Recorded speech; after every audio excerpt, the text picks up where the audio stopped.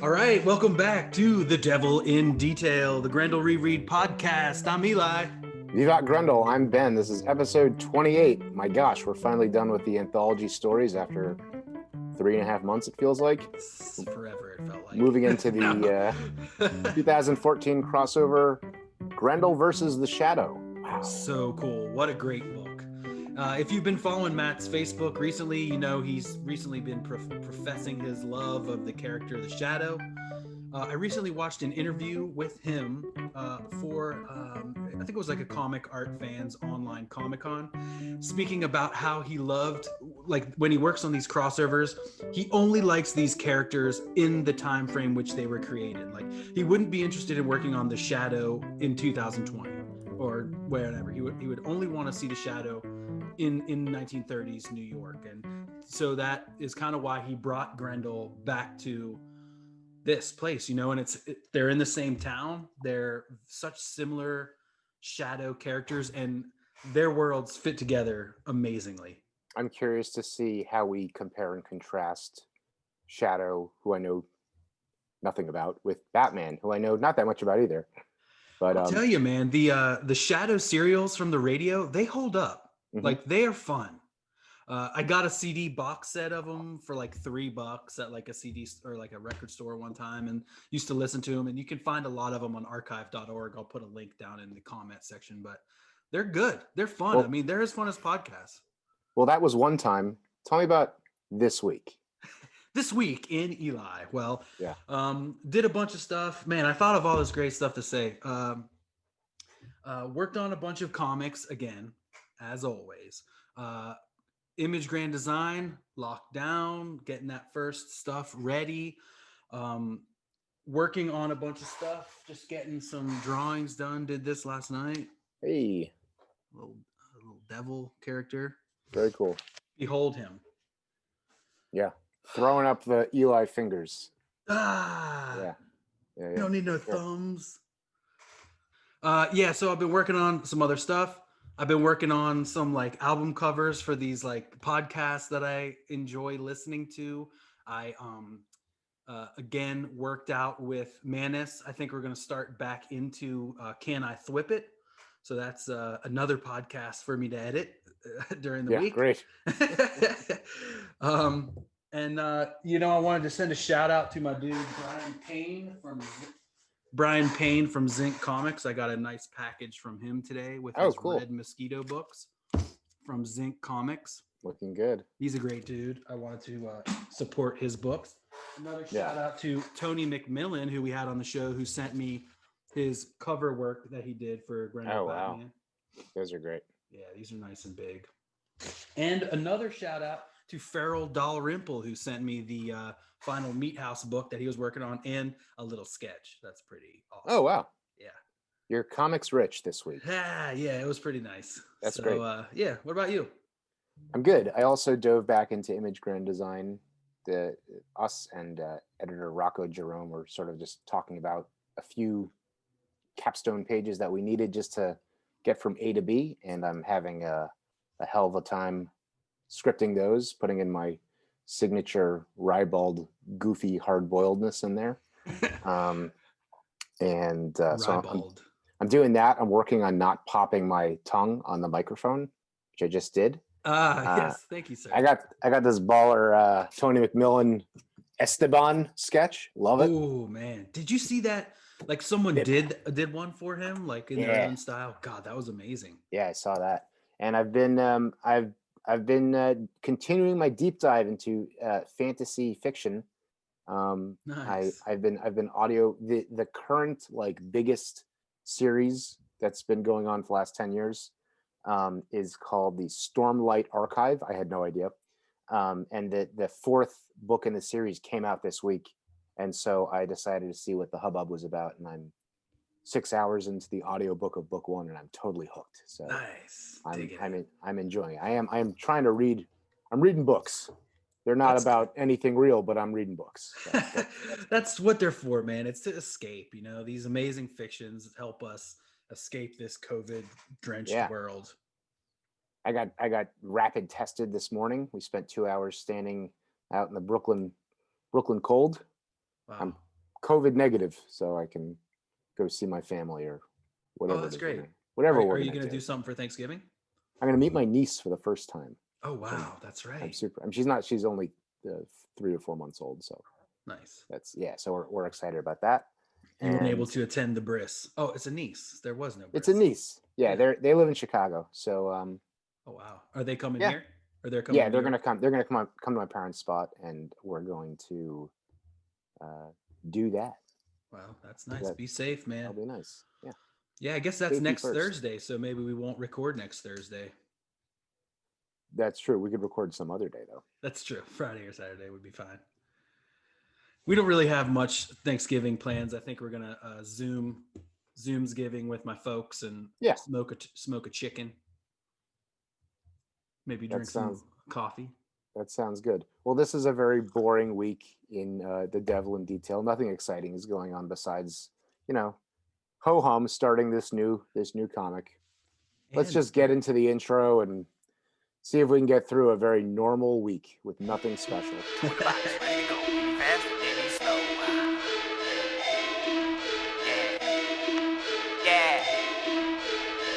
VIVAT! Grendel! It's like the devil is my best friend. On the roads with the pen to the fork end, or till time end. Like Orion, Jupiter, my kin, bloodline private. We control the whole shit. The wolf won't beef, then we feast off the rip. Behold the devil in detail. Behold the devil in detail.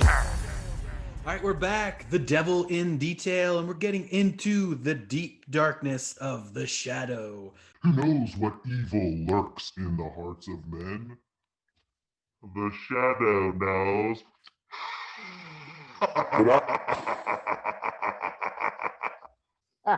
But I don't know. So can you help me? Can you help give me like a primer on what I should know about this like staple pulp fiction masked adventurer character? That's going to help me draw some parallels between he and Hunter Rose. Absolutely. I'd love to. Again, the Shadow is one of those first old-time pulp characters that made the jump from the pulps to radio to comics. And even I think there were some serials way back in the day, breakfast cereals that the children would eat around. Video serials that you would see. It's a character that Matt has professed his love for over the course of the time. And as I was saying recently on Facebook, he was doing kind of a history. I'd like to read this entry from November 3rd, 7:04 a.m. In 1931, Street and Smith Publications was looking to secure the copyright on a popular name one of their narrators had adopted for their house-sponsored weekly radio program. They almost randomly assigned the task of writer to the lead narrative. They randomly assigned the task of writing the lead narrative for a new pulp magazine featuring the character to a young writer who just happened to be dropping off another story in their offices that day. Given almost no guidance or restriction, Walter B. Gibson used his interest in magic and subterfuge to create one of the most iconic pop culture characters of all time. Under the house pen name of Maxwell Grant, Gibson would ultimately write over 3,000 novella-length adventures of his creature of darkness who knew what evil lurks in the hearts of men, the Shadow. So there we go. So William Gibson wrote the pulps first, over 300 pulps. And then it would move to radio, which the radio shows are very well done and up to, podcasting standards of the day. I would encourage anyone to listen to them. As I said before, I'll put a link down to some of them in the on archive. The Shadow has also been done in comics. Since the beginning. And Matt Wagner of also doing Grendel the Shadow around the very same time. He did this work, Shadow, The Death of Margot Lane, also with Brennan.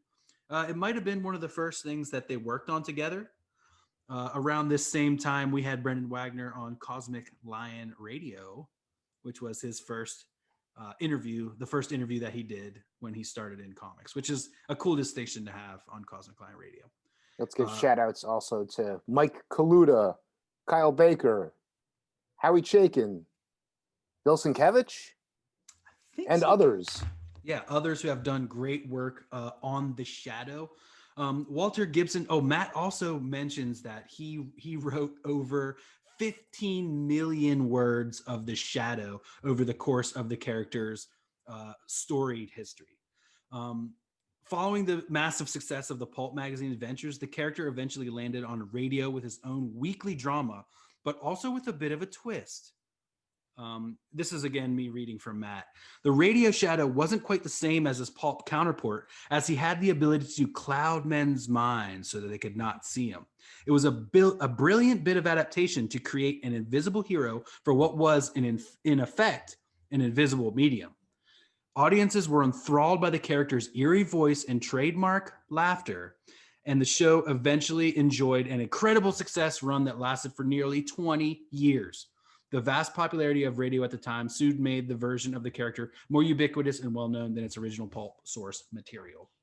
So that just goes to show that when the Shadow first came out, and in its time, I mean, it was Batman, it was Superman, it was Wolverine, it was the number one hero on radio. I think for a lot of people our age, our introduction was the Alec Baldwin movie from like 1993 or so. I would agree too, but I think that anyone that's in the comic circles, I think the character kind of is swirling around. He's bigger than that. Yeah. Well, yeah, I mean, no, he's just ubiquitously known kind of throughout, the same way that Flash Gordon is known, or the same way maybe even that, like, you know, Captain Kirk and Spock or something, where it's just kind of like if you're digging into these mediums, it's going to be mentioned somewhere, or you're going to see something like, I mean, Batman is directly influenced by the Shadow as well. And, in my Alec Baldwin Foundation ignorance of this character, you know, I'm going in thinking that he's somewhat repetitive, that like a crime is going down that furthers the plot, and suddenly this bleak like poetry about the duality of good and evil, like Darkwing Duck comes in, and then he laughs, and the big guns go off, and he slinks back into the shadows. And then the other thing that I know, besides his like some Eastern magic origins, is that he has a network of henchmen, of colleagues who have all been like recruited. Like if he saves your life, you can pay him back by spending the rest of your life operating his switchboard, right, or whatever. And so to me, like having not read, you know, Matt's other work or listened to anything about this character, it would seem like the real hook for the character is like the tension that occurs between this guy who's supernaturally driven to punish evil, and these like 25 people who are just like doing his bidding for, you know, the rest of their lives. Well, yeah, they have like these moles. He has like, you know, if he kills a mob boss or kills the, you know, the guy's gang, he'll do the same thing Grendel does, which is like leave one alive and send that person back. But then also he'll sometimes I don't know if this is part of the thing, but it's definitely in the movie. He gives them the like ring, the like decoder ring thing, yeah, right. And it grants him access to the like sanctum. And he also has a Larry. I think his name's like Burbank, I think. Right. And isn't he played by Frankenstein's monster in I the don't movie? remember. Yeah, what's his name? He's also the dad in Everybody Loves Raymond, but he played the monster in Bride of Peter Weller. Peter Falk? Peter Falk? No, Peter something. Peter Boyle. Peter Boyle. Come on.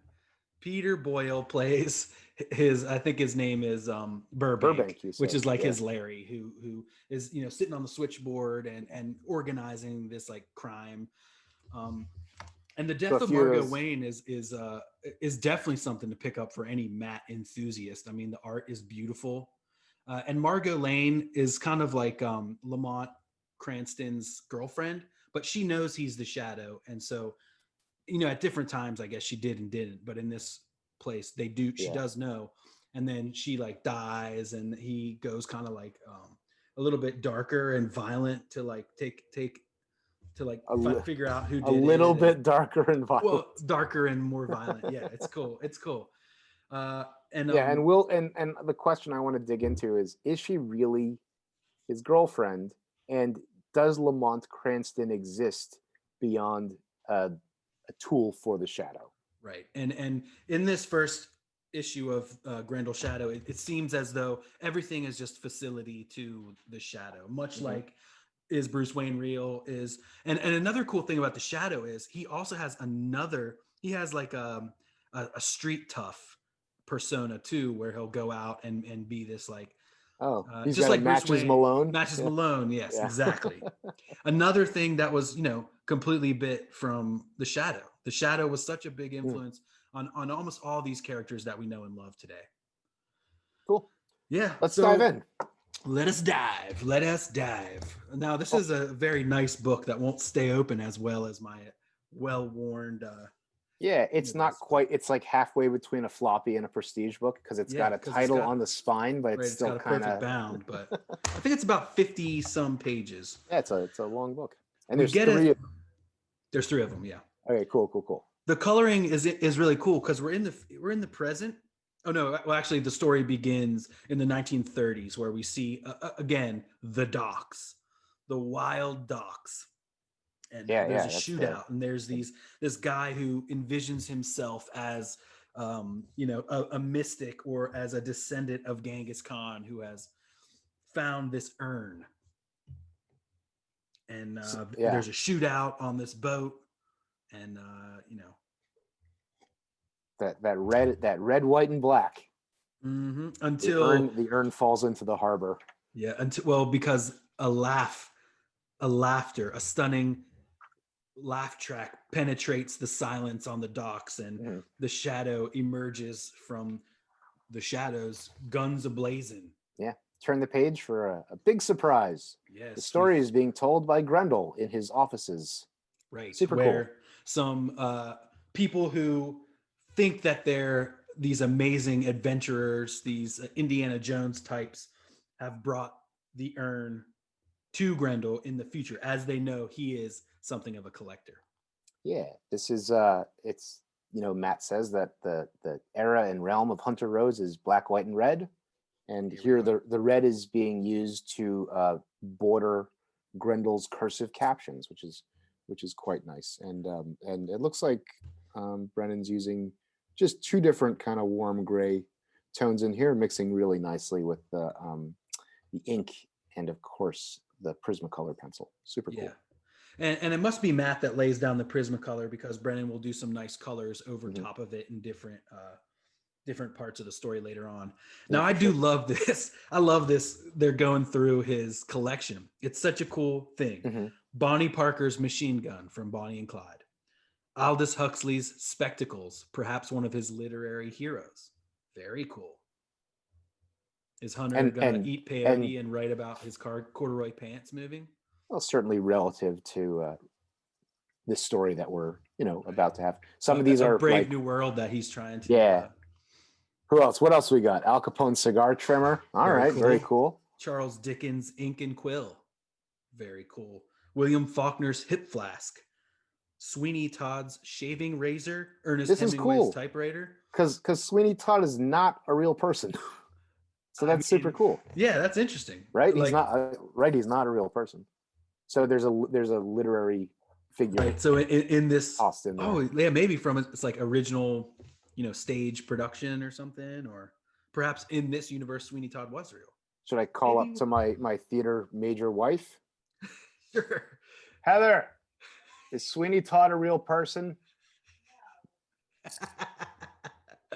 All right. What else we got here? Hemingway's typewriter. That's staying in too. That's not being edited out in any way. All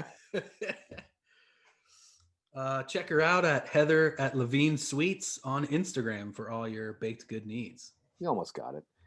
Sweet Levines. Yeah, there you go. Yes. All right. So because of the presence of Sweeney Todd, I had to read the rest of the ones that are present with like a ear to the ground. Was like, that's a real person, right? So like Jesse James is a real person. He is a real person. Okay. What about Ned Kelly? Yeah. Okay, so I only know Ned Kelly because cartoonist Mark Bodie did some kind of Ned Kelly thing, but that's all I can tell you about whatever he is. Wow. He's a machinist of some type? I think he was like a gunfighter who wore this crazy, like rough-hewn knight's helm to get his killing done.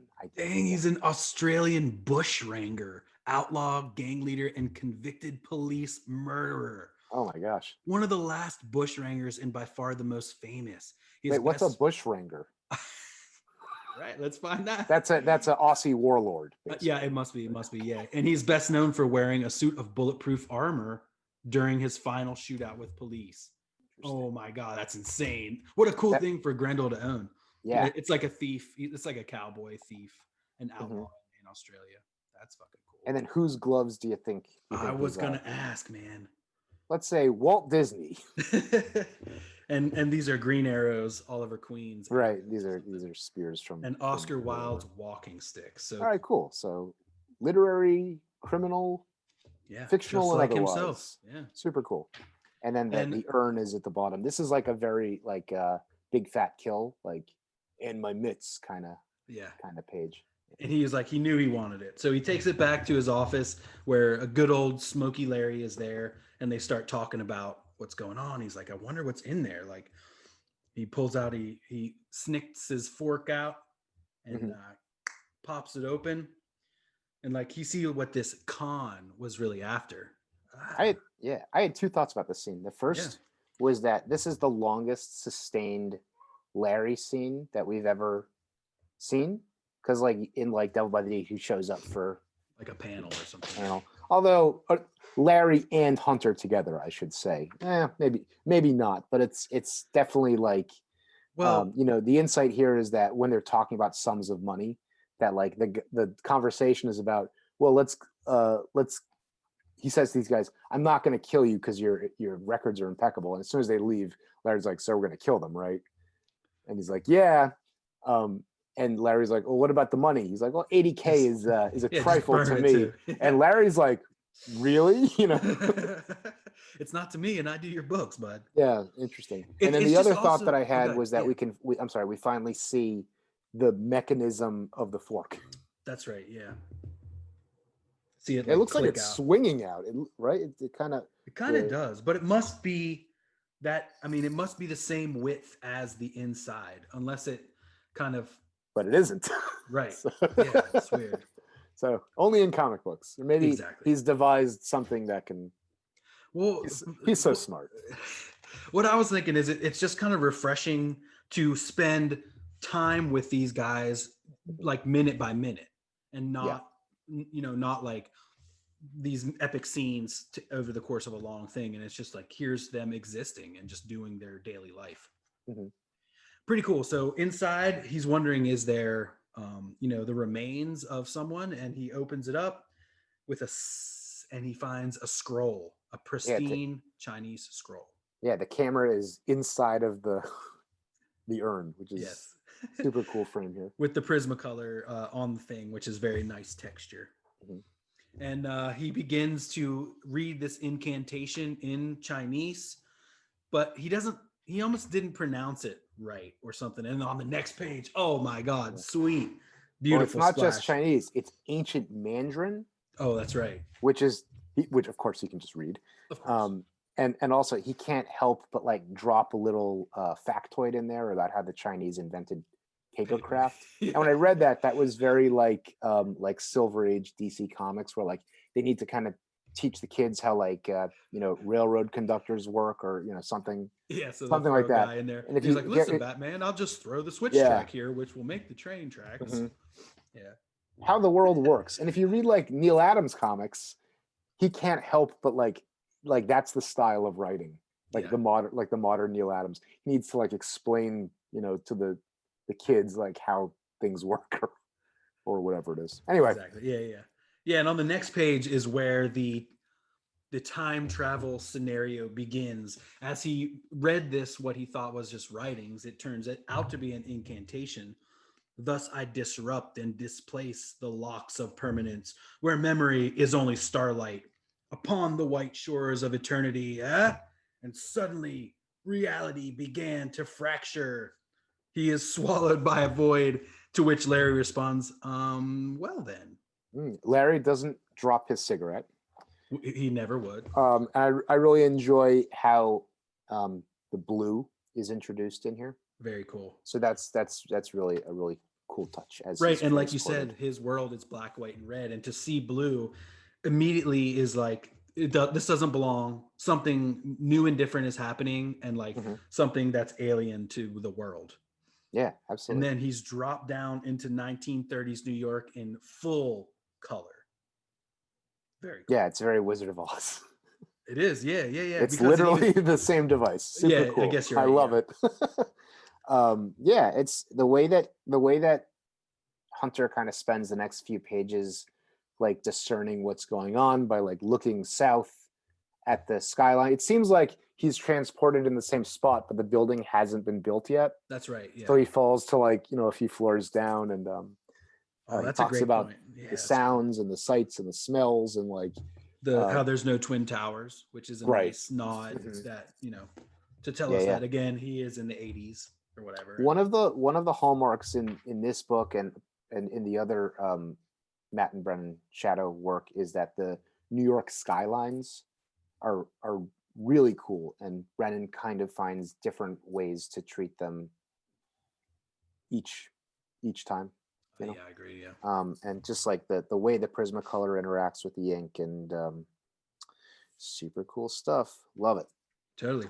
And then on the next page, he kind of, like you said, he looks the other direction, seems to be jumping through a couple roofs to where he sees old-timey Times Square, I guess, or Broadway, 42nd Street area. Very cool paneled double page spread. Yeah, very cool. Yeah. Where he's kind of hanging off and he sees, the different smells and the different, like of the old school horns or whatever. And like a goose, he compares them to. Right. The automat. And then he's like, where am I? Or when am I? Classic time traveler question. Really cool details in here, like it's showing the Mummy featuring Boris Karloff, Hotel Astor, some nice New York City. I think it was the long defunct Broadway cable line is also. That's right. Is a cool thing. Yeah, and just the sensory details are super cool. Okay, so he's figuring it out, and luckily he had his mask in his pocket, which he probably always has it on him. Like he wouldn't have taken it off and set it on the desk or anything. Well, you said that after this deal goes down and these guys leave, he's taken off his gloves and his, like, the transition of the scene is him pulling off his mask, right, and without the gloves. So they're always he's always got them. They're in his ring. There's another one stashed away somewhere. Exactly. Cool. And so then he's like, all right, so let's just dive right into the criminal underworld of the 1930s. He's got the foresight, he's got the knowledge, and he's gonna he's going to take over. He's going to do what Grendel does best.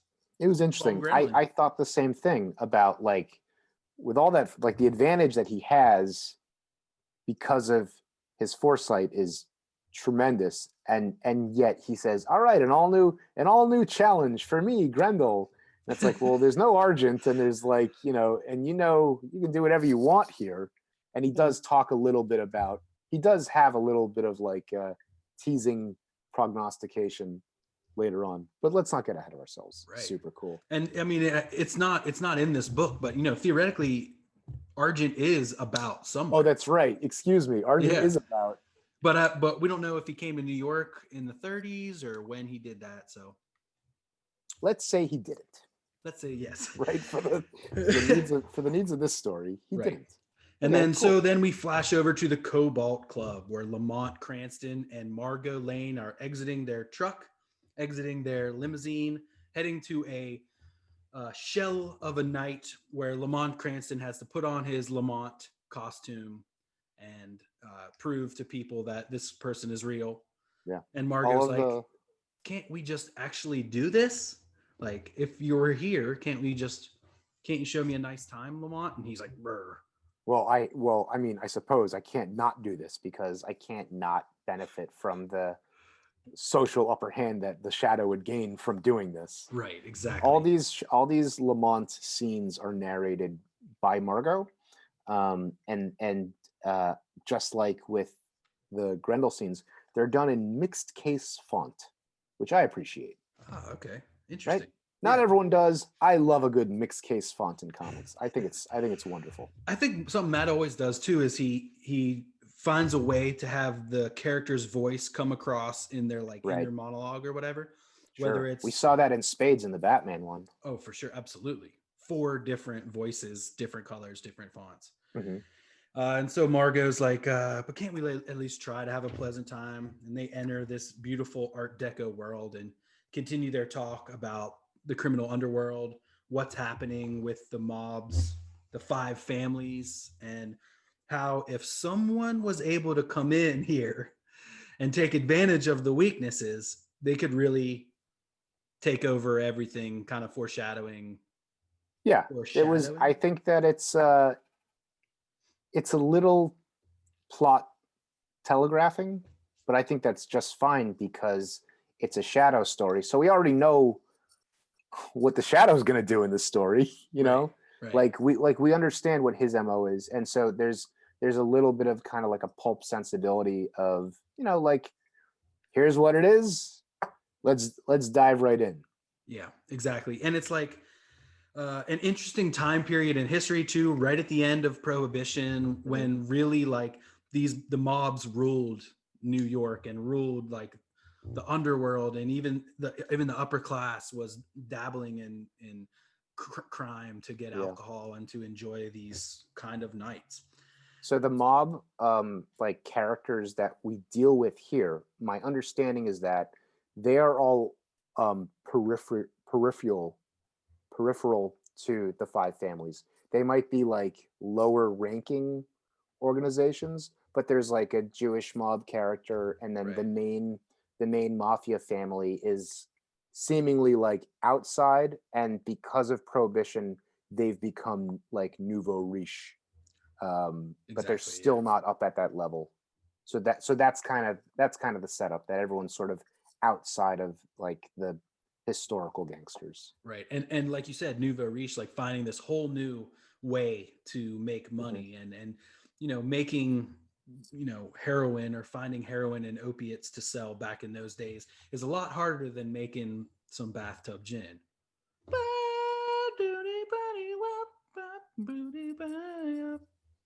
Bathtub gin, fish.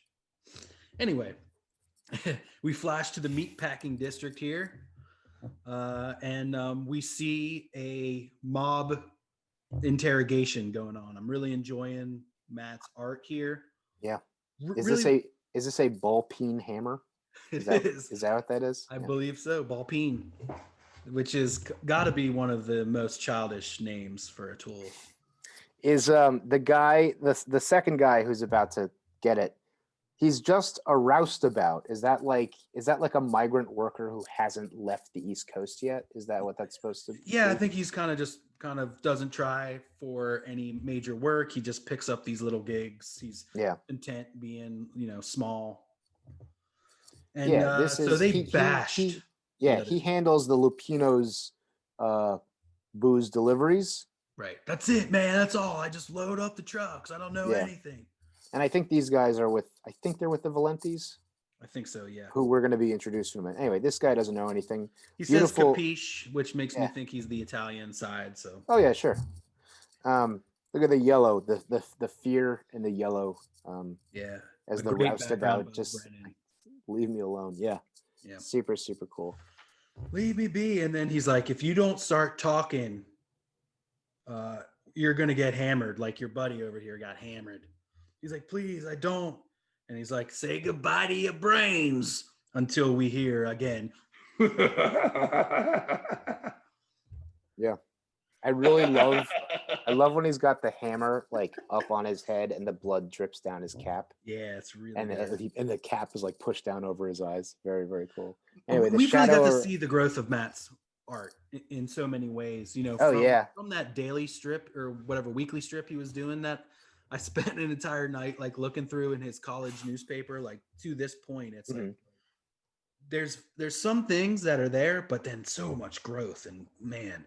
Yeah. Well, when we would go through those anthology shorts that Matt drew 20 years ago, we would often say, okay, this is this is Mage Proto Fair Nouveau. defined era. Yeah, This is yeah. proto like master style. Yeah. And here, this is the first time that we've got that Wagner and Son, and it's So good.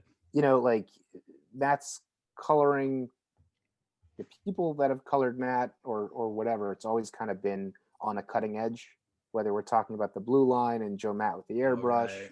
or Yeah. Bernie or whatever, Matt doing his own colors. And like this is the best it's ever looked. And Yeah. we're it's like we're in the beginning of a whole new master era. Super cool. Love Absolutely. And so we hear the shadow and we see him in the shadows. And this is where he's doing kind of the same thing that Hunter does, which is in the shadows, spouting off some, of these, heady storylines. And oh man, I'm getting fingerprints all over this prestige book. Brutality and ignorance are the hallmarks of crime. Its foul stain is borne by the helpless and weak, a rancid weed sprung from craven soil. Even when a viper strikes, only to defend, the shadow Where is he? knows. Bang, bang, bang, bang, bang, bang. Not one hit, but shadow lands every single one. Blam, blam, blam. Yeah. He also does this thing where he this is very like Alec Baldwin. He projects his shadow elsewhere. Oh, or maybe that's what he always did. But like in my mind, that's like a big visual motif from that movie, is that like For it's sure, like Peter Pan, kind of like the Well, shadow. I think in different times, how his shadow like detaches. I think in different incarnations too, he had some different powers. Like one power was he could actually like turn into smoke. Like he was Right, actually you said that. Right. But in other incarnations, he was just a master of, because he was inspired by magic. And so he would use, different techniques. Like maybe he would plant like a little radio somewhere and then, have a recording or do these little. Yeah, but there's a spectral quality where he can absolutely throw his image or his voice. Like if you told me that the character could hypnotize and do low. That's another thing. That's another power. He could do it. Yeah. That they I wouldn't be put surprised. All right, cool.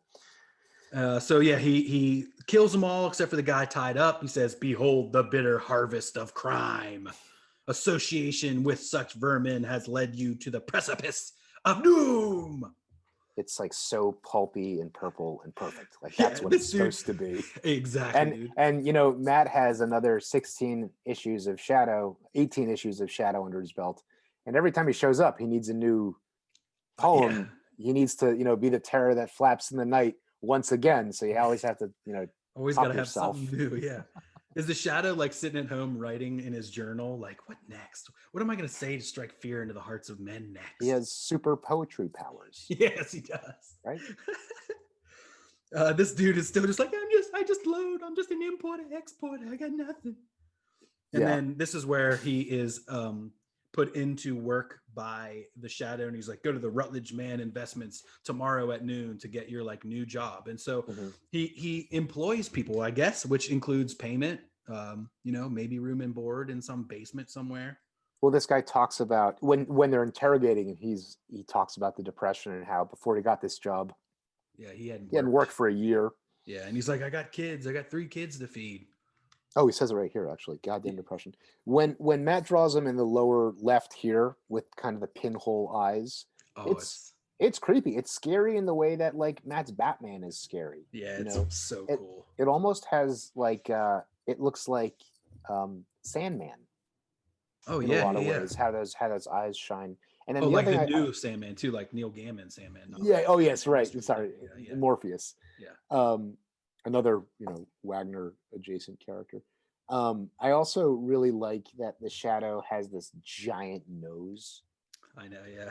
And like that's the hallmark of the character, that like Lamont Cranston has this like eagle's hawk nose. Yeah. Which is so crazy. Excuse me, Lamont, the mask goes over the nose. Right, yeah, he's not wearing it, right? And we didn't even talk about Steranko and his acrylic painted paperback covers, which there's probably I don't know, maybe a dozen or so of them. I didn't remember those. Oh, those are super cool. Yeah. Ooh, they're going to be plastered across the screen now. Is there anything he can't do? Beautiful. Wow. Yeah. Wow. Good job, Steranko. From this day, you will toil as an agent of the shadow. Super cool. Right, man. And then we flash over here to the mob bosses, which another is a big story building two-page spread here. We meet Lorenzo Valente. Yeah, he's known as the Dolce Don. Dolce Don, because he's so sweet on the he's outside. So sweet. Yeah, he's horrid as fack on the inside. He's one of these. He's the nouveau riche, prohibition, taken advantage of kind of guy. Mm-hmm. And he's here with Mr. Rubenstein, who runs the Jewish mafia family. Well, the Jewish crime. You can't say Jewish mafia. That's not a pizza bagel operation here. Yeah, Norman. Yeah, it's interesting. You know, I think of what's the guy's name? Pizza bagel. What are you thinking about? Like a real life Jewish Mayor Lansky.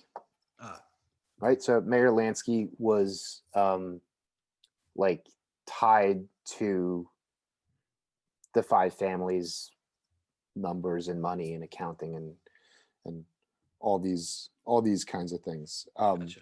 And a lot of this, when I was reading this, I was going back to Boardwalk Empire. Oh yeah, on HBO. Yeah, it's the same time, huh? Right, same kind of thing going on here. Cool. Anyway, so Lorenzo Valente he's also aware of the instability within the five families, and he's making like a plea, an offer to kind of solidify a working relationship into something more supportive through Norman Rubenstein's, where they got shipping lines, they got trucking company, and something else that he wants to make sure that he's got these Jews on his side for whatever reason. Right, and I think they are aware of the like same thing that Lamont Cranston was talking about, like a weakness showing up, and so he's trying to forge alliances in order to make sure that they end up on top and not lose out. So Johnny, who's this big like blonde gorilla type, explains that Don Carlo Lupino, who is a top-ranking, I guess, five family member, probably, yeah, maybe or that he's the top guy who's not in the five. It's hard. It's I'm not totally sure. Yeah. I googled him and didn't find anything. He's dying from stomach cancer, and his guys are just like, yeah, they're like kind of yes men. They're dumb. Yeah, they're all vying for power, and Rubenstein knows that, you know, everyone else is going to be reaching for the top spot. And Johnny's like, yeah, but if we get there first, then we can do it with your help. Mm-hmm. So, in fact, the five families are all run by decrepit old man. Now, I think that line is actually coming from the Sophia. next page. Exactly. Right. A perfect Wonderful. page turner. That is always done in Ninja Turtles. I don't know if you've noticed that, but the last thing on the page is always meant to make the page flip. And I know it's done in a lot of old comics. Like they'll have a little thing, ... and then it's finished on the next page. So almost every page in the older Ninja Turtles books, they would always do that gimmick of like, you better turn the page to find out. My great confession to you is, though I enjoy Mirage Turtles stuff, I've never read them. I own them. I've looked at them. I just haven't read any of them. Yeah, that's okay. You can't. I mean, I like the Mark Bodie one. Those are cool. The Bruce Lee one is one of my favorites. That's fun. Yeah. One of my favorite single issues of any comic. Really? Yeah. Oh man. Yeah. And what a cool thing, we're getting on a turtle tangent. Yeah, here, sure. But, just Eastman loved Vaughn today so much that working and really becoming friends with Mark. Yeah. Man, him and Mark did an insane mural of the Turtles 1 cover on Meltdown Comics, like in the back of Meltdown Comics. Is it still there? That building burned down, I'm pretty sure. Oh my! And the Meltdown's store not closed. even there. No, it closed. Oh down, my yeah. God! Sucks. I got some great pics of it though, so it lives on in my mind. That's super cool. Anyway, so Sophia, here. Is it Sophia? I believe so. Yeah. Sophia is she's this like 23-year-old liberated vamp, New York. Yeah. gal, and somehow she's found her way into this meeting, and she's gonna assert her will. And the dynamic is that Don, what's the father's name? Valente he's sort of like, maybe he's not really happy, but he's sort of like trying to chastise her, but she can't be chained. She cannot. And even her dad, who's like, oh, we let her do too much, even him, he's kind of like, because it's revealed later on that he does have her pinned to be like the next in line. So cool. And she basically, she tells the big lunk, like, shut up, dude. Just tells him to shut up. Shut up, Johnny. Yeah. Don't tell me what to do. And then proceeds to threaten Norman Rubinstein. Even though they call my father the Dolce Don, if you turn down this offer for alliance now, chum, you'll regret saying no. Okay. And he's not, Norman's not happy about that. And it's a good move. And frankly, it kind of works. I mean, it's kind of like a strong arm that they didn't know they needed, you know? She's kind of like, I mean, I don't know if they needed it, you know. Nah, they didn't. They didn't need it, but it definitely kind of. But her tactic is much more direct than they would have, you know, Only taken. If you've got the balls to stand up and prove it, as she downs some of the finest whiskey that they've got. Yeah, what a badass. She's like, Sophia, that's enough. Yeah, you know, whether maybe this is the incident where he's like, all right, we can take her in, or maybe he's playing it up. Like, I knew she was going to come in here and do this, and I'll be the good cop, and she'll vamp it up and do what I need her to do. Anyway, Norman isn't really that happy, and so the Don kind of smooths it out by saying, "Yeah, she's just a kid, and I didn't raise her the right way." Right. I assure you, your support is most important to our cause, to my cause. Yeah. Then he compares her to. What does he say? He compares her to like the modesty of the Jewish women. When he said that, I was sort of like, you know, this guy, I would not mind seeing this guy like a little bit more like frummed out. Oh yeah. You know what I mean? Because he's like, you know, but it is the 30s and blah blah blah. And like when you think of Mayor Lansky, he looked the part this way. Yeah. Anyhow, and then riffing on real people. Yeah. So Sophia can't speak for Jewish women, I'm afraid, but my hair doesn't like to be tamed, and neither do I. Oh my God. Yeah. Okay, great. I mean, setting her up to be another main character in this. She's a great character. Female lead. Yeah. Again, just like Batman Grendel, we see the story told on different fronts. And, Hunter finds a lady that is integral to the right. And we talked a lot about, we mentioned Sophia when talking about Hildy and the relationship that the relationship that Hunter and Hildy had is a wonderful foil for the relationship that Sophia and Hunter are going to build throughout this series. Totally. Tremendous. Okay. All right. And then we are back on the streets of 1930s New York, where a member of Team Shadow is about to holler up to the Shadow Lair. Burbank speaking. This is Marsden. Report. As per his instructions, I've infiltrated the Valente mob. So he's just kind of he's filling him in on like this insane shit that he just saw go down, which was like the most savage, brutal, insane thing that anyone in 1930s New York has ever freaking seen.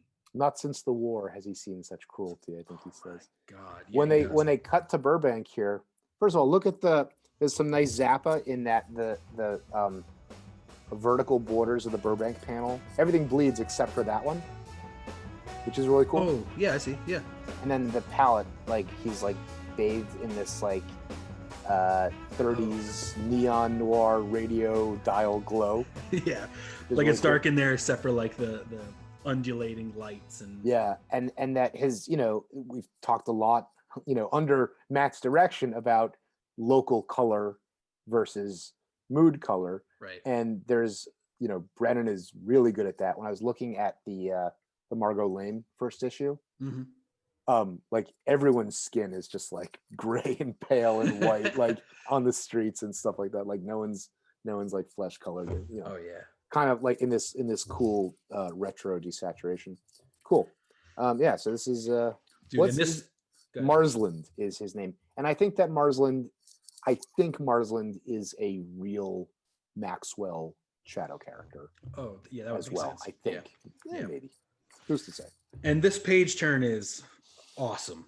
Yeah. Amazing show of Grendel here. Now, here's what we don't understand. He's not in the suit. He's not in the the suit Grendel uniform. And Mhm. it is implied that some time has passed. So this is perhaps a 1950s sourced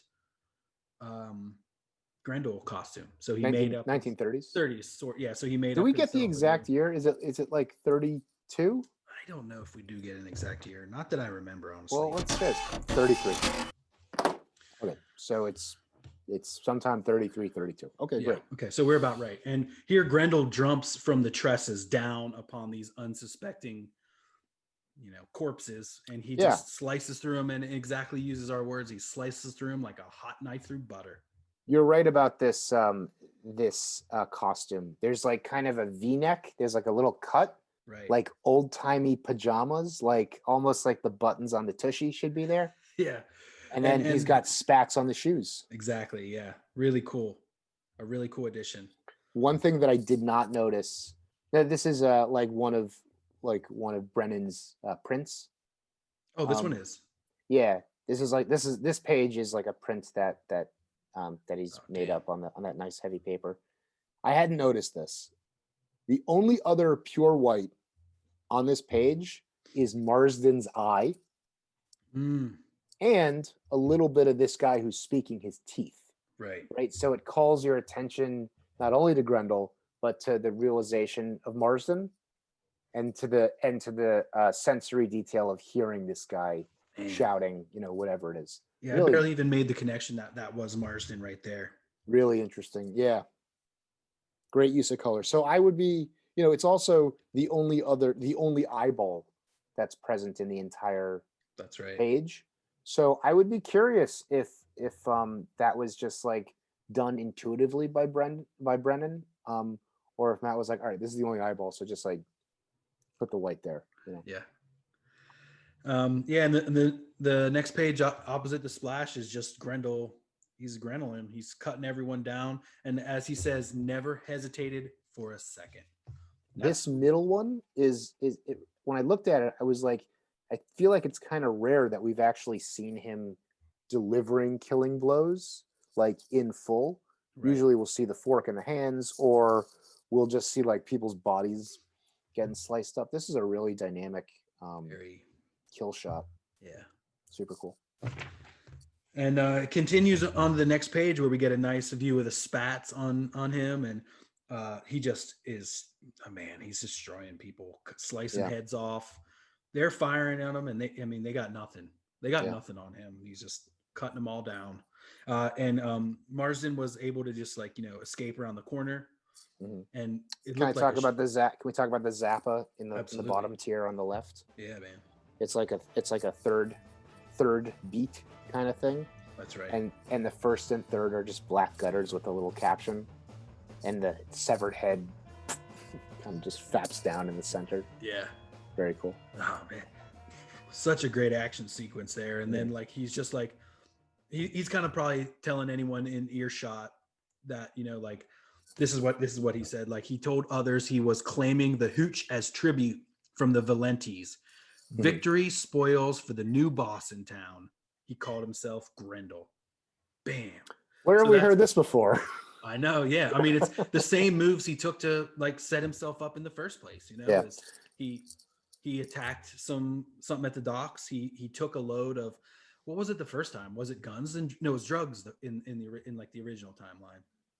I don't recall. The thing that's sticking out to me most is how much mood and atmosphere is in this big panel where he's standing on the truck. God, yes. The lights and the smoke and the pencil shading, and the different lighting. Like the right side of him has this kind of red, maroon, purple light over the Prismacolor, and then the light blue gray street lamp lighting that's on his left side. Yeah, it's like he just pops so hard. And then the other thing that I noticed is that when Grendel, it happens a few times here. I guess it happens a little bit in this upper right panel, is that when he's in real close up, Matt will draw folds in the mask, the tension in the mask. And so the kind of like screen printed, like the white parts of the mask, you can see them kind of like folding under the stress of the knot tie and stuff like that. It's a really cool detail. Yeah, he does that a few times in this one. Super cool. I love it. Yeah, and so he managed to duck around the corner. Marsden did, and he files the report with the shadow. And then we flash to Cranston Manor, the home of Lamont and Margot, where Lamont's just waking up. They're having morning tea. Richards is delivering Margot with a telegram. Oh, I skipped this spread in my reread by accident. Oh no. Well, it kind of shows that Margot on one end has a large inheritance from an uncle that she rarely knew, but is interrupted by Lamont coming in that he received urgent news about, he received that report about this new guy, Grendel. And it's great here that Margot's like, oh, you mean the ogre from Beowulf? And he's like, this is not our garden variety dumbbell. This is a well-read, smart villain. And then here we see like kind of a lament from Margot again. Like, does he even need me? Am I a part of the team, or am I just, part of his mask? She opens up this scene talking about all the years that she spent as his friend and companion, and like all the like horrible death-defying situations that she's been in. I kind of wonder what my life would be like if this had never happened, and like this inheritance is potentially her like ticket out of it. Exactly. Right. Like she could set herself up. And he's rude to her. Phone if you need me, Right, so it's like, fuck I've got shadowing to do. And she's like, do I really need him? Yeah. She. Flash. Another great skyline. My God. I love like the windows are red, green, right. yellow. Super cool. Amazing details on that. And we flash into a gritty back New York bar. I like the Schmeling. Exactly. Oh yeah, absolutely. A speakeasy. Yeah. I like the Schmeling versus Sharkey poster. Schmeling is obviously he had a interesting boxing career back in the day. I remember my grandfather telling me about him because he was Jewish, right? This is real. The Nazi. Yeah, that's an. Oh, I didn't. This is news to me. Yeah, there was a famous match where this Jewish dude beat a Nazi a German boxer. Yeah, that was like my grandfather grew up in Brooklyn in the 20s or in the 20s and 30s, so then it was like really big. So yeah, old time boxing, putting up the dukes. Yeah, put up them dukes. So yeah, my grandfather is alive during this in the same Super town. Cool. Yeah. All right. So they're good. Yeah, they're talking about the craziness. Yeah, these are also guys on the outside of the five families. Exactly. Yeah, and they're kind of kibitzing about the shit that's going down, like the takeover of the Cogliones, and Carlo Lupino and all that stuff. So on top of all the New York Mafia instability, we got this freak wearing the mask. Oh my God, what are we going to do about it? Everything's bad for business. Even Tony, who runs the speakeasy, didn't get his shipment. He had to go into his private stash. That's right. This sort of hijinks is just bad for business. I thought hijinks was H-I-J-I-N-K-S. Oh, and they do H-Y. I thought it was H-Y. I could be wrong. You thought it was high. I thought it was high. This is high. Anyway, maybe it's the old timey spelling. Yeah. And, maybe it's the real anachronism. Anyway, here comes the shadow with some more laughter. Cue the laughter.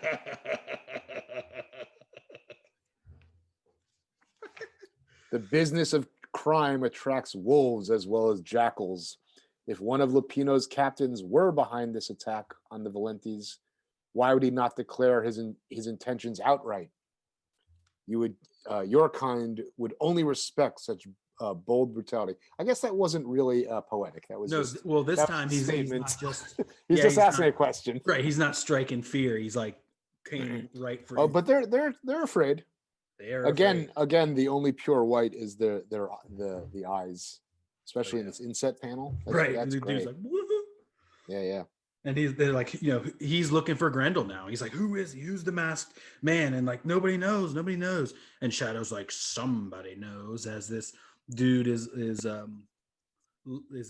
about to crash him with a chair, but nobody sneaks up on the Shadow. Yeah, the chair, because of the way the perfect binding works out, the chair storytelling is a little, you got to kind of pull the book apart to kind of make it happen. Right. And then he breaks the chair by punching it. Yeah, he punches through it and then busts out a couple of the dude's teeth while the barkeeper's like, all right, you walking spook show, get out of my bar. You think he's got he has like supernatural fighting He's ability? got to, yeah. Okay, he's got cool. heightened sense. I mean, actually, I think that the source of his power came from some sort of like incantation that bestowed upon him like an ancient skill set, which is, heightened only by his like studies, the same way Batman's fighting skills are kind of. I was telling you a little bit about the Green Llama, which is another, like, he is a public domain pulp radio comics character of the same era. My friend Adam Garcia has been writing his like new pulp adventures for the last 10 years, but he's very similar to the Shadow in that he is a New York playboy who went to Tibet and gained Buddhist powers that included flight and super strength and maybe telepathy and maybe all these other Shadow type powers, but he gets them by radiated salt, Tibetan like radiated salt or something like that. Interesting. And then it wears off and he has to like huff more salt if he wants to fly again or something like that. But he also has like a cadre of people that he collects and uses. Okay. So it's like almost the same character, Very except he's not as good a dresser, Yeah. He didn't have the ongoing appeal that the old Shadow here did. Well, the Shadow just shoots the gun right out of the guy's hand with it. Yeah. Out This is very much like the accuracy that Hunter batarang. has shown with the fork. Oh, yeah, or the exactly. batarang. Or a Where batarang. he'll spear your doobie. Yeah, exactly. That one panel, man, I love that from like issue 1 or 2. And then the Shadow's kind of laying down the law. He's like, make no mistake, I care nothing for the welfare of you gangsters and murderers, but I'm looking for this Grendel. Whenever Grendel strikes again, he will soon find himself a victim of the merciless judgment of the Shadow. I really enjoy the way the laughter kind of like on the left, it crosses over a panel border and bleeds off the page, but it kind of it gets cropped by the second to last panel, so it's a very nice like formal. It's almost like the Max had that like clang clang clang clang clang clang down or whatever, and you guys did chung, yeah. Chung.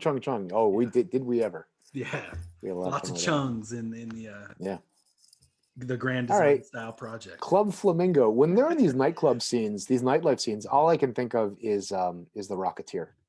Oh, when they're when they're in those scenes, it's like the same thing. Or in the Coco Bongo Club in The Mask, or in the Shadow movie, there's some very beautiful Art Deco clubs that they're in. Yeah. Uh-huh. So is that movie any good? I like it. Yeah. I think it's fine. Yeah. I remember. I saw it when I was 12. I remember enjoying it. It's worth a rewatch, man. It's good. Okay. It's not bad at all. It's but like Pete Baldwin and there's some other cool people in it. Shoot, who's in it? I don't know, but there's other good people in it. Peter Baldwin. Well, I remember after that, when Wizard would do their casting call, it was like the Batman movie, Alec Baldwin. I was like, yeah, of course. And I think it is possibly the only time that the Shadow had action figures. So there's Shadow action figures from that movie. I should pick one up. I'll maybe get a loose one. I like representing. Have fun. Thanks, dude. Have fun with your dolls. Shut up. What's that behind you? And that? And I got dolls here, and there's another doll there. And this is terrain that I made out of foam. So I was wondering what that was. Oh, it's a cliff. Oh, and who's the character in front of it? Bruce Lee. That's a porcelain Bruce Lee. Wow, nice. Yeah, come to New York. We got tons of stuff. Oh, I will. I'll be there. Club Flamingo is where Sophia hangs out with Franny. Mm-hmm. Franny is her gal pal, and she's a She started it up for her. She got the club rocking. Yeah, she was an hour late, but she knew that what's her name? Franny's gonna make it happen. And Franny is with like a no good Nick gangster herself. Right. And it's just like open knowledge that like is it really two timing if like he's just with some other one of his other floozies? Yeah. And then like she likes the way he bangs. So, what do you want from me? Okay, great. They notice that there's a pocket of the attention is not being lavished on them. Like usual. There's some hubbub. Turn the page and find out. Who is this? The newest. Oh, she says, a man with a brain. This I've gotta see. And so this is part that lends me to believe that, maybe months have passed since Hunter Rose first landed in this time period, because he's been published. Right. I think he wrote the book if he can write My Little Chickadee in a weekend. Right. And he's got the foresight of 50 years. Right. He can write another book. He can just in another weekend. Well, but then again, this I guess this goes to show too that he didn't just go back in time. He went to a different timeline altogether, because then he would have already been known in his time frame as an author published in the New Yorker or whatever. So he must any time not travel. Worried about that rule of time travel. Okay. Yeah, don't worry about that. Okay. Now I think now the nightclub kind of transforms into a classic Wagner high society party, because none of the people in this conversation are very good looking. No. Right? Like they're not these are not the Club Flamingo regulars. These are the high society hobnobbers. Exactly. And he's kind of talking about like, I'm so much above. I'm so above these people. It was so easy, like such a joy to stride through a time of such common literacy when people actually read instead of staring dumbfounded at glowing blue screens. As he insults the greatest writers of the era. Oh man, that's great. I never. Who's Dos Passos? I'm not familiar with. I'm not either. That great wordsmith, but Hunter finds him only tolerable. Right. Naturally, like any great socialist, he'll take a hard turn to the right. It's inevitable. What does that say about Hunter's public politics? That he's like a right-leaning moderate, or that he presents himself as a left-leaning moderate? He has no love for socialism or the far right. So he's somewhere in the middle, but you just got to figure out like kind of where, let's say center right. For 1980. For the 80s. John Dos Passos was an American novelist, most notably for his USA trilogy. He's from Baltimore. Yeah, so he had books called The USA, Manhattan Transfer, 42nd Parallel. Okay. And so go ahead. Who's the greatest living author? This reminded me of an exchange that I had with an insufferable coworker many years ago, who would say, Faulkner is the greatest author, but Faulkner's dead. I'm the greatest living author. And he was he was a tool. Ballsy. And then Sophia inserts herself on the scene here, and she's like, come on, you can't really place yourself alongside Edith Wharton or Sinclair, Lewis or Hemingway. So I know 3 of those 6 or those 5: Upton Sinclair, C.S. Lewis, and Ernest Hemingway. I think it's someone named Sinclair Lewis. Maybe. Yeah. I think that you're thrown off because she's not saying Ernest Hemingway. Edith Wharton, my sister was married at her estate. Oh wow! But that's all I can tell you. I bet you she was an author. She was an author. It was a very nice. That much we could tell you. Yeah. So Hemingway, and he's like, oh, he was, he couldn't control his own mind. Perhaps one day he'll kill himself. Yeah. Dang, dude. Whoa. And she's like, who knew I would encounter such a amazing genius at such a terrible place? The place you go every week. You mean? That's incredibly beautiful. Yeah, this sequence is really nice. It's borderless with a heavy panel borders. It's gutterless with heavy panel borders around, and then Brennan's colors, using cool. The red, and then the peach is really cool. Yeah. Another like Wagner silhouette. pseudo silhouette. Right, you know? with again the teeth showing, and their introductions are here, and she's like, "Please call me Hunter. You're quite a character, Mr. Rose." And I love as we turn on to the next page, I love the entrance of Johnny. Of Johnny. Yeah, you can kind of see him coming in the background as they're flirting it up together. He grabs her by the shoulder, or by the arm, and he's like, "We got to go. Your father wants you." Your father calls, and she's like, "Get off. Yeah. Why the hell didn't you just say so?" She is charmed. Yeah, why didn't you just say so? I would have come anyway. But I will read your book because only someone so, charming and braggadocious, you must have something to say. So. Exactly. Yeah, perhaps we'll meet again. Yes, maybe so. Maybe. How do you feel about Matt's depiction of Hunter? I think that in this last one, this is probably my favorite one from afar. This inset panel. The inset, but also the one on the bottom left. Got it. Yeah. This is where he's both sleek and young enough looking for my tastes. He's like, maybe it's like the pigment patch that always kind of like ages him up a little bit in the temple. But he looks, on the splash where he's introduced, a bit older, and he almost has like a Bruce Wayne kind of very Bruce, kind of look, like in that jaw, like in this when he proclaims himself the greatest living author. He's a bit older. But like, good, yeah. I was just gonna say they're really about the same age, 20 years. Who's that? Bruce and Hunter? No, Hunter and Sophia. And Sophia, yeah, they're both. If she's 23, then he's between 22 and 24. Yeah. I mean, or whatever. It is whatever it is. He's no more than 24 when he dies. Yeah, exactly. Can't be. I would be curious. Like he's been here for, let's say, 3 to 6 weeks in the 30s. Is his mind? I'm sure Larry will take care of Stacy. Like there must be a mention of Stacy at some point in this story. I think that the only mention of her, she appears on like the very last panel of the Grendel of the Batman crossover. That's right, yeah.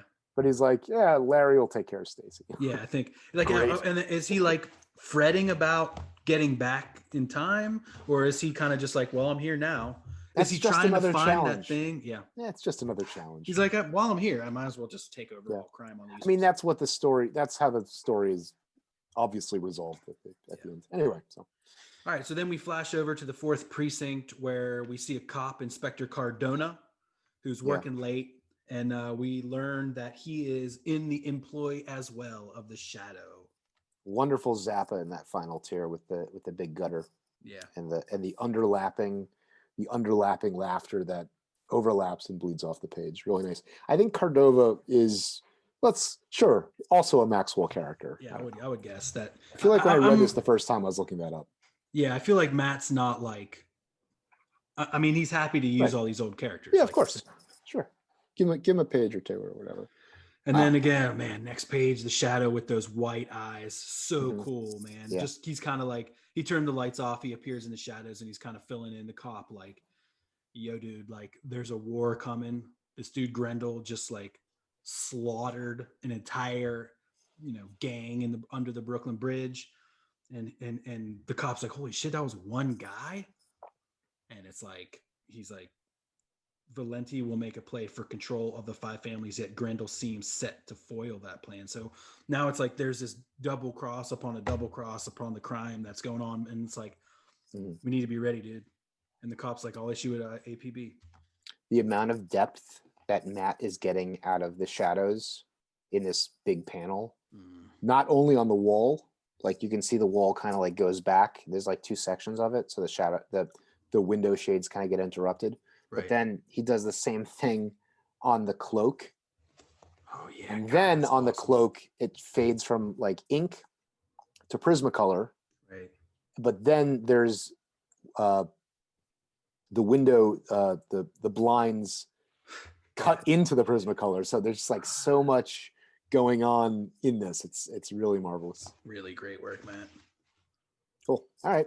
So that's with that's the 4th precinct, and then we're at the Waldorf Astoria. Oh boy.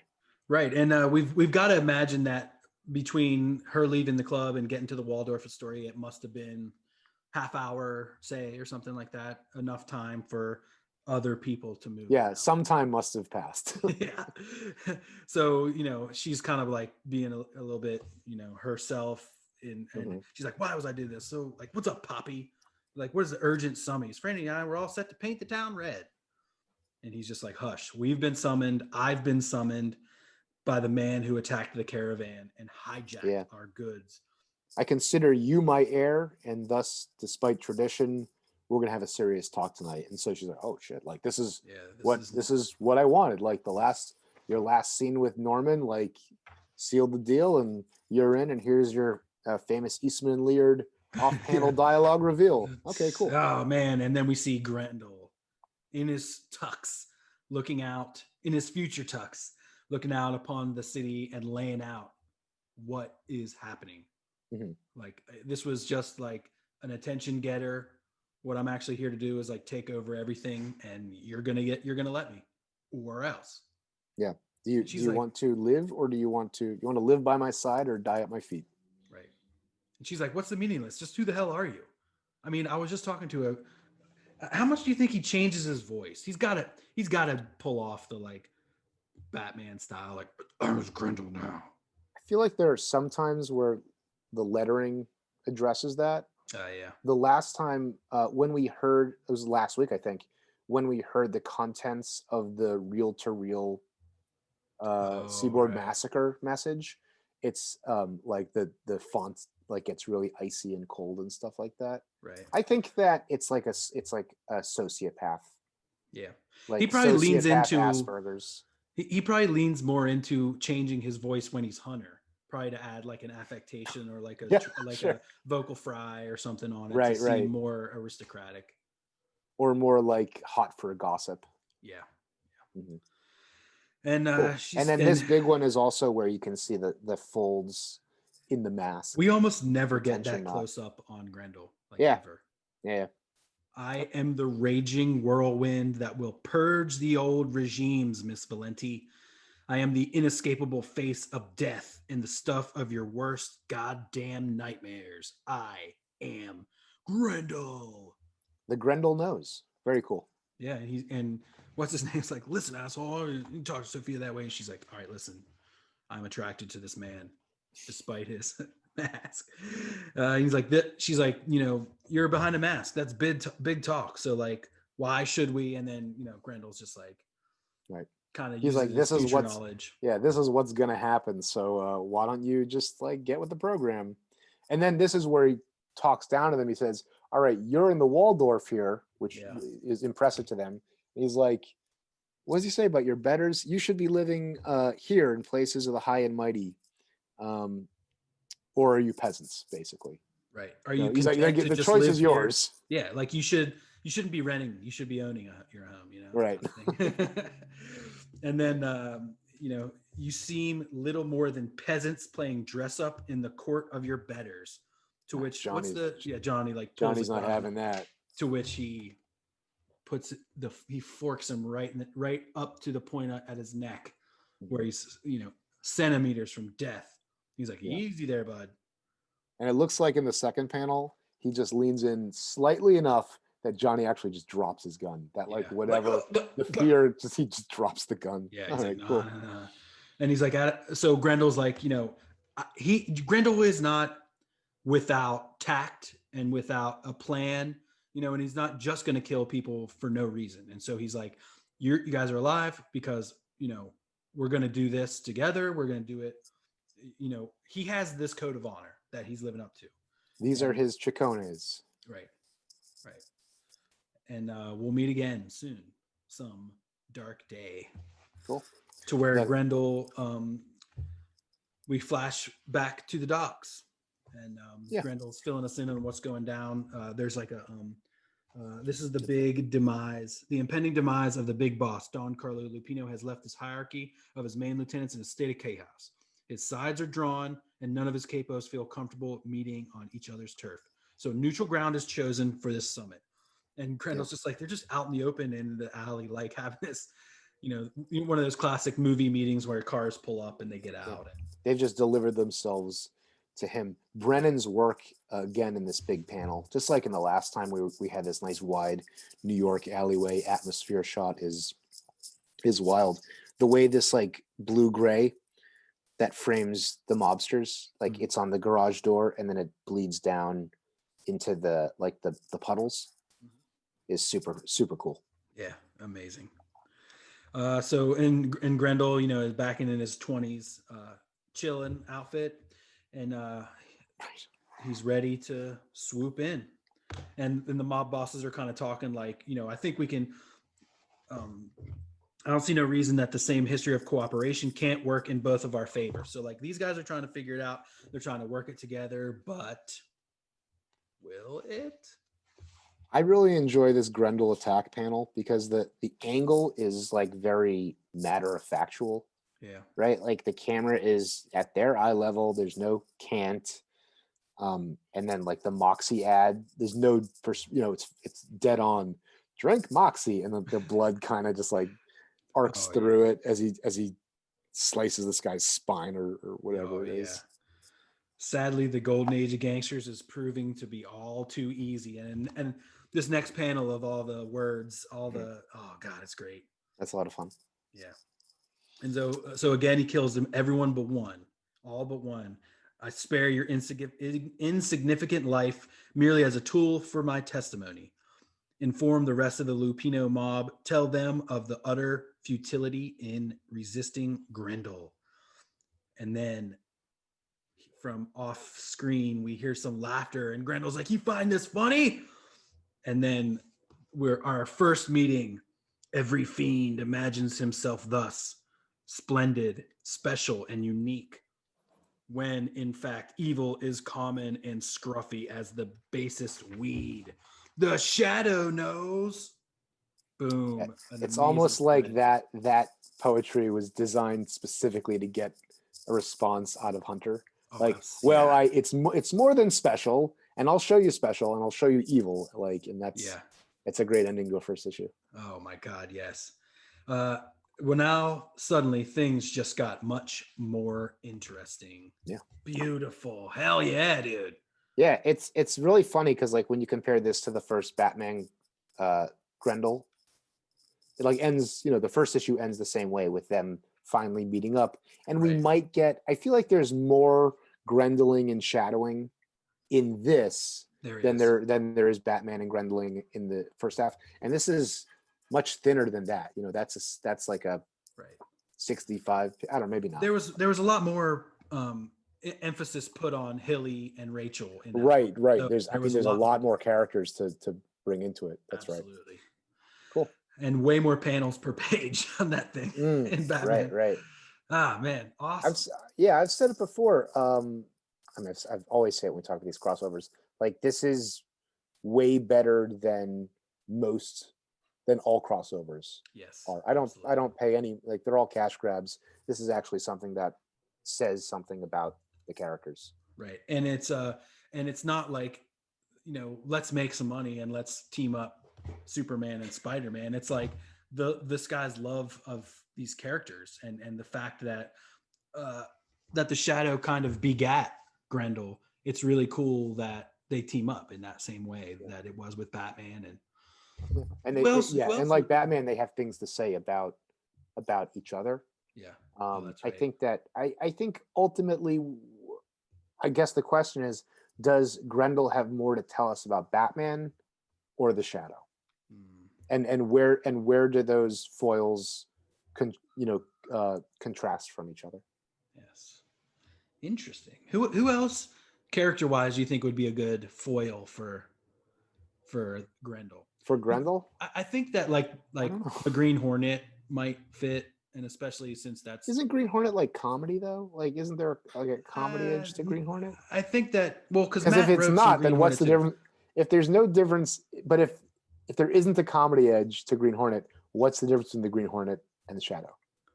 And I ask that from a place of ignorance and curiosity. I think Green Hornet is so very similar in that it's a socialite who has alter ego.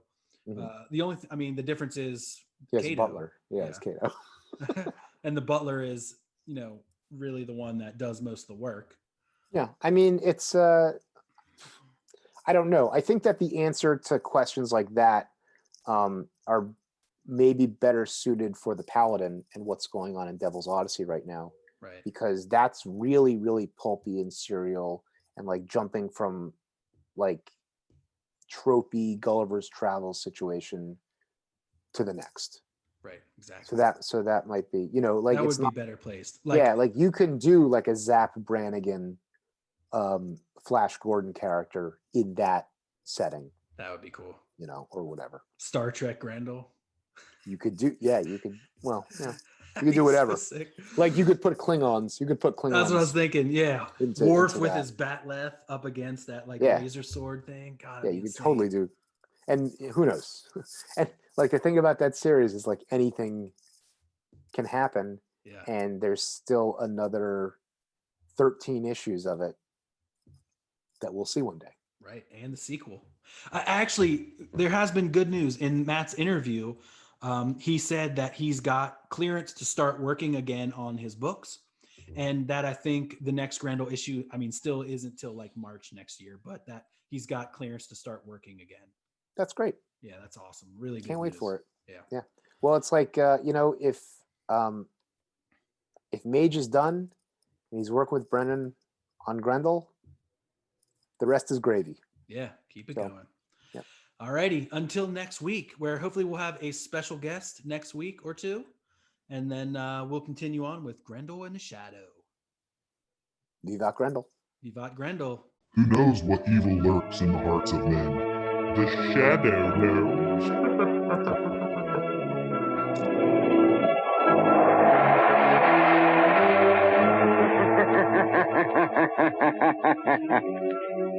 Who knows what evil lurks in the hearts of men? The Shadow knows.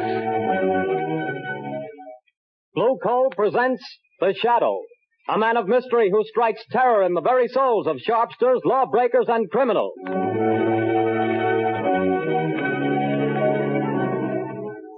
All signs point to a severe winter. Be prepared. If you want to be sure of even, dependable, healthful heat in any kind of weather, insist on Blue Coal, America's finest anthracite mined from the fields of northern Pennsylvania. The coal that is colored a harmless blue at the mines for your protection.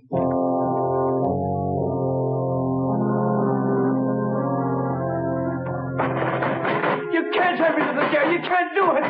Let me out of here. Let me. Paul Gordon, listen. Huh? I can't see anybody. Who's that? I am the Shadow. Stop. We haven't much time. We must hurry, Gordon. You're in the death house, charged with murder. Yes, I'm innocent. I'm innocent. But nobody knows it. Take courage, Gordon. The Shadow knows.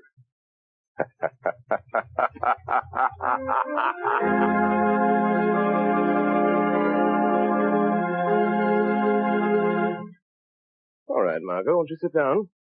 I told Albert to serve our coffee here in the library. I should rather go on the terrace. No, I prefer it here. Then let me see you smile. That frown is most unbecoming. Lamont, give it up. Give what up, my dear? Drinking coffee? I'm serious, Lamont Cranston. When I foolishly let you know that... Do you remember what you said? It will be exactly 5 years next week. But there's still so much to do, Margot. Well, then let somebody else do it. Don't you realize that you can't keep on like this forever? Someone's certain to identify you, and when that someone does, someone else is certain to kill you. Perhaps, but until they do... Oh, darling, stop frowning. I don't mean necessarily to give up your work, Lamont, but this other. Let the Shadow just disappear and come out openly.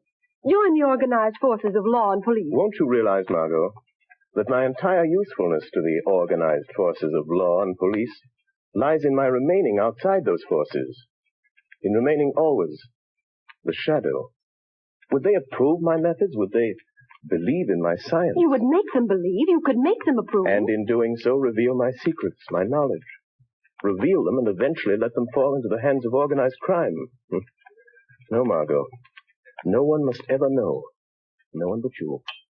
Why do you think I've devoted countless hours to investigating electrical and chemical phenomena? Why do you think I went to India, to Egypt, to China? What do you think I studied in London, Paris, and Vienna? Except to learn the old mysteries that modern science has not yet rediscovered. The natural magic modern psychology is beginning to understand, and, well, magic that wouldn't seem so natural. I studied and learned for a purpose, my dear. All right, Lamont, I realize all that. But now the entire underworld has but one objective, to erase the shadow.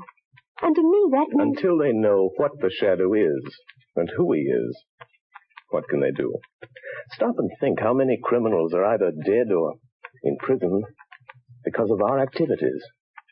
Why, even now, tonight, as we sit quietly here, somewhere, an innocent human being may be in desperate trouble.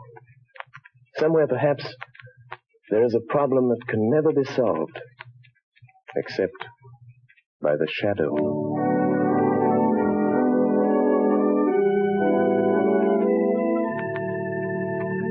What did the doctor say, Grace? It was good news and bad, too, I'm afraid, dear. Well, whatever it was, dear, tell me. Well, he said the baby could be perfectly well again within a year. Oh, thank God for that. Poor kid. She's had a tough time. Well, what else? Well, this part isn't so good, Paul. She'll need treatments during all that time. Paul, treatments cost money. I know. Well, we'll have to manage somehow. You didn't do a very good job marrying me, dear. Darling. If I could only get a job. I've got my health and I've got brains. But no one seems to want them. Oh, they will, dear. They've got to. You're right about that. We're just about down to rock bottom. I raised every cent I can on the house and car. There isn't anything left. You and I are still left, Paul. And we've got to take care of Sally. She's our daughter, Paul, and she's got to have her chance. And she's going to have it. Somehow. Tomorrow I'll start out and take anything I can get. Darling, perhaps tomorrow things will break for us. Yes. If only they don't break the wrong way.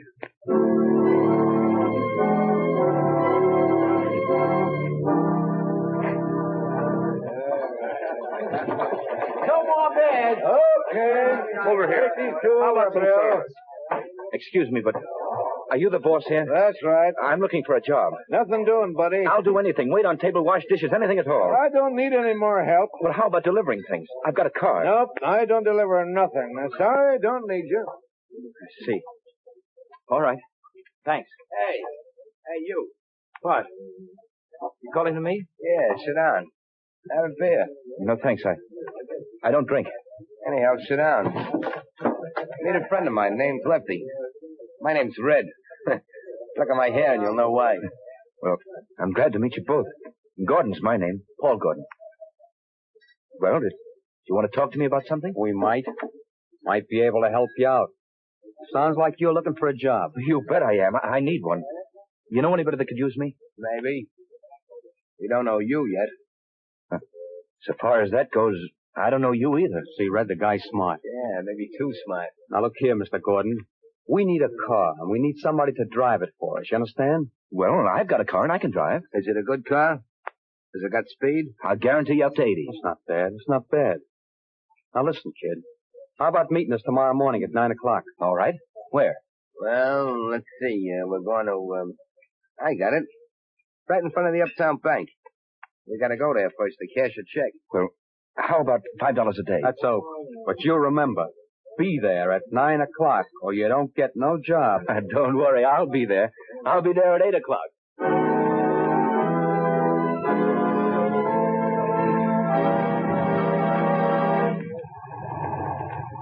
Hey, buddy, you can't keep this car in front of the bank all day. Can't you see that sign, no parking? I'm not parking, officer. I'm waiting for a couple of men. I'm working for them. Hey, what's that? Sounds like shots in the bank. Hey, stop there, you. You got him, Lefty. Here he is with the car. Come on, you start that bus for us. Step on it, fella. Hey, buddy, you can't do that. Go on, I will shoot. Let him have it, Red. Hold him off. I'll hold him. Wish I'd never have shot that cop. Can't you get no more speed out of this car, fella? She's doing all she can. Shoot at the tires, Red. Missed him. Right a windshield. Say, let me out of this. Take the car. They'll think I'm in with you. That's just what we're figuring on. Now, here comes a curve. After you make that stop, get ready, Red. I'm ready. I'm just leaving the evidence. Put it under the seat cushion. Right. Okay, goodbye, Gordon. Thanks for the... Hey, wait, you guys. Don't leave me like this. They'll think I did it. Hey, come on back, will you? Come back. Up with your hands. Come on, get them up. All right, officer. I haven't got a gun. I wasn't in this. They made me drive the car. Yeah, keep your hands up just the same. Go through the car, Charlie. Okay, Sarge. Now, fella, you might as well come clean on this. I haven't done anything. I tell you, I'm innocent. Hey, Sarge, I got it. Under the rear seat cushion. A bag full of bills and a gun. That's the gun that bumped off my buddy Louis. And you say you're innocent. Yes, I am. Well, it'll take more than saying so to keep you out of the electric chair.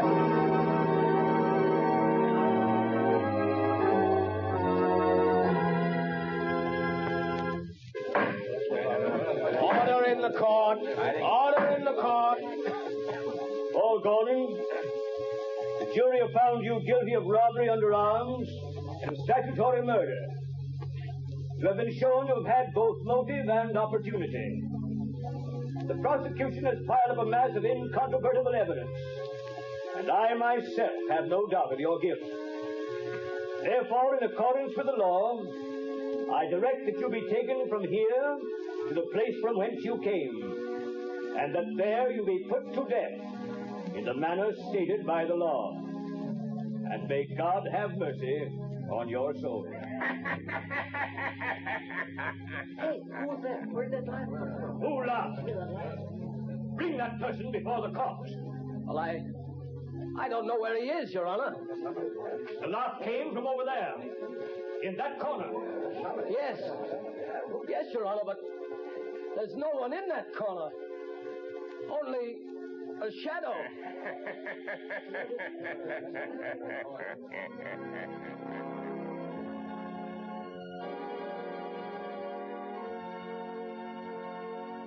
Go to sleep, dear. Mother'll be right here in the next room. Oh, God. Please help me. Help me. I don't know what to do.